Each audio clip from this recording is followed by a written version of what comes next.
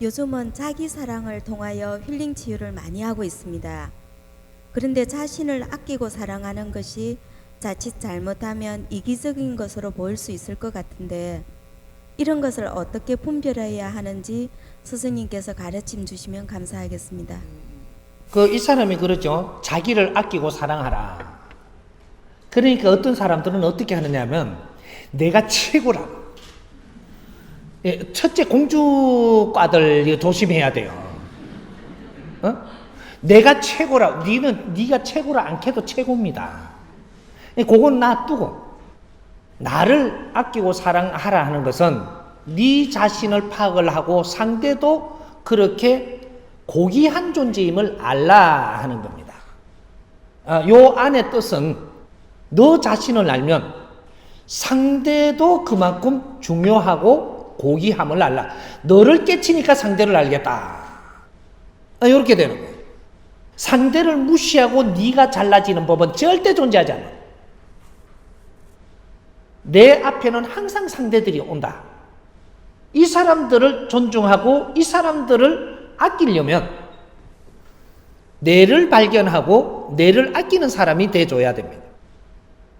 나도 모르고 나는 방치하고 저 사람을 그렇게 존중할 수가 없다 이 말이죠. 내를 모르면 상대를 모르느니라. 여기 나를 찾아서 나를 아낄 줄 알아야 된다라고 하는 겁니다. 내가 상대한테 이로운 행위를 하려면 내를 빛나게 해야 된다. 그래서 내가 빛나는 에너지를 저 사람한테 줘야 상대를 이롭게 하는 것이지, 나는 지금 아주 이 경제로 이야기하면 비유로 해서 그는 이 막 경제도 어렵고 막 뭘 해결해야 되는데 나는 지금 상대를 위하러 가면 상대를 어렵게 만드는 겁니다.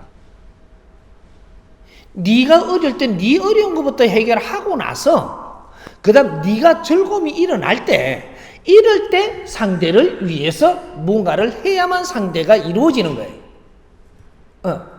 우리 지금 정법 가족들이 사람한테 이렇게 해야 된다라고 하니까 나는 안 갖추고 그냥 상대를 위해서 하려고 그래요. 그런 법은 절대 존재하지 않는다.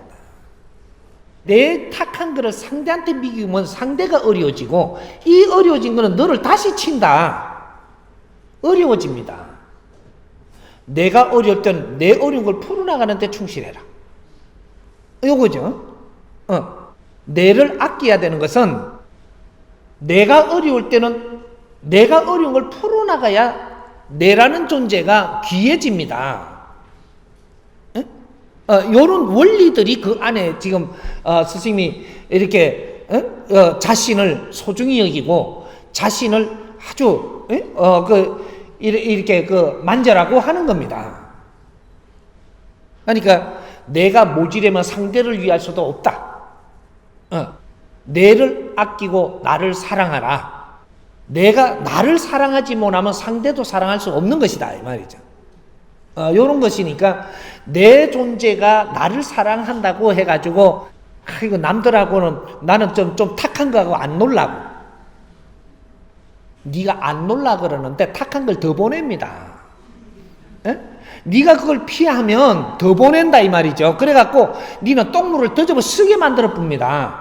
왜? 오는 거를 이거를 잘 보고 내가 흡수하고 지나가면 다음에 이런 일을 처리할 수 있는 사람이 되는데 이걸 막아버리고 피해버리면 다음에 네가 이 일이 올 때 처리할 수 있는 사람이 안 돼요.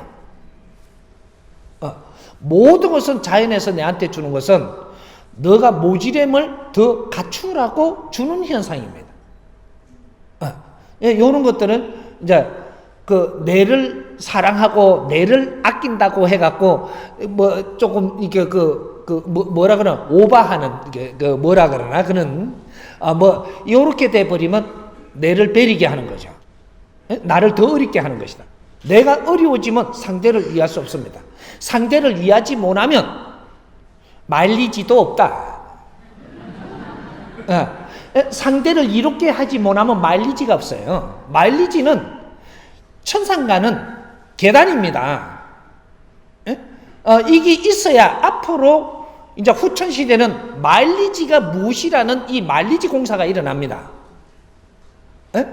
우리는 지금 이 지구, 이 땅에 온 것이, 에? 우리가 천상에 있는 신들이에요. 에너지, 원소들인데, 이게 엄청난 이 운행, 긴 시간 동안 잘못 운행을 해갖고 업을 지었다라는 이런 것들을 가지고 내 기운이 탁해졌다, 이 말이죠.